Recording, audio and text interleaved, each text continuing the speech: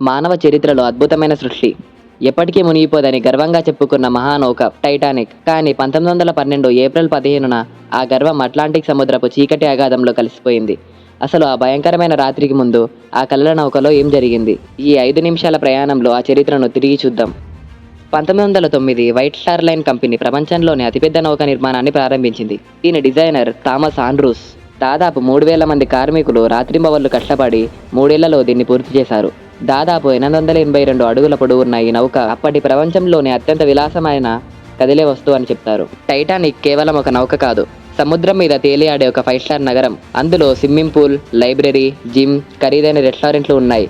First క్లాస్లో ప్రయాణించే ప్రపంచ కుబేరుల కోసం రాజభవనం లాంటి సదుపాయాలు కూడా ఏర్పాటు చేశారు. అదే సమయంలో అమెరికా వెళ్లి కొత్త జీవితాన్ని ప్రారంభించాలనుకున్న ఎంతో మంది సామాన్యులు, పేదవారు థర్డ్ క్లాస్లో ప్రయాణించారు. April 10, 1912 captain Edward John Smith నేతృత్వంలో టైటానిక్ తన మొదటి ప్రయాణాన్ని ప్రారంభించింది.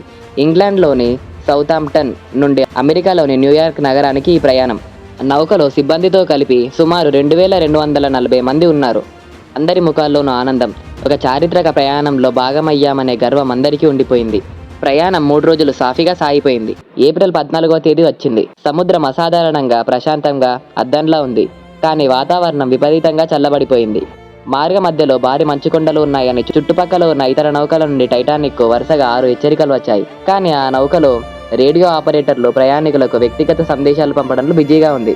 ముఖ్యమైన ఆ హెచ్చరికలను కెప్టెన్కు సరిగ్గా చేర్చలేదు. మనది మునిగిపోని నౌక అనే అతి విశ్వాసం కూడా వారి నిర్లక్ష్యానికి ఒక కారణం. రాత్రి 11:30 సముద్రంలో ఎటు చూసినా చిమ్మటి చీకటి. ఆకాశంలో చందమామ కూడా లేదు. సముద్రం ప్రశాంతంగా ఉండడం వల్ల మంచుకొండలకు గుద్దుకునే వచ్చే అలలు కూడా కనిపించడం లేదు. నౌక గంటకు 41 కిలోమీటర్ల గరిష్ట వేగంతో దూసుకెళ్తుంది. సరిగ్గా రాత్రి 11:40 కపాలదారుడు ఫ్రెడరిక్ ఫ్లిట్ కళ్ళకు చీకట్లో ఎదురుగా ఒక భారీ నల్లని పర్వతం లాంటి ఆకారం కనిపించింది. అది ఒక పెద్ద మంచుకొండ. ఆ కాపలాదారుడు మంచుకొండ సరిగ్గా మనకు ఎదురుగా ఉంది అని గట్టిగా అరిచాడు. అధికారులకు ఏమాత్రం సమయం లేదు. నౌకను వెంటనే ఎడమవైపుకు తిప్పాలని ఆదేశాలు జారీ చేశారు. ఇంజన్లను రివర్స్ చేశారు.